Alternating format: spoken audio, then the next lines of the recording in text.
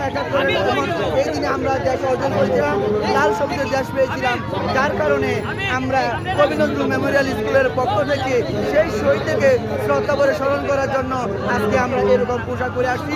শহীদ মিনারে আমাদের সাথে শহীদ হয়েছে যিনি আছে শহীদের মা, আছে আমার শিক্ষক যারা মুক্তিযুদ্ধের সময় সহযোগিতা করেছিল, বিভিন্ন মহিষী নারী যারা সহযোগিতা করেছিল, তাদেরকে নিয়ে আমরা আসছি। আপনাদেরকে ধন্যবাদ, আপনাদের কারণে আজকে আমরা মাধ্যম পেয়েছি প্রকাশ করার জন্য। আমরা কবি নজরুল মেমোরিয়াল স্কুলের মতো সকল শিক্ষা প্রতিষ্ঠানের মধ্যে অনুরোধ জানাবো এইরকম ডিসপ্লে নিয়ে যেন তারা শহীদ মিনারে আসে।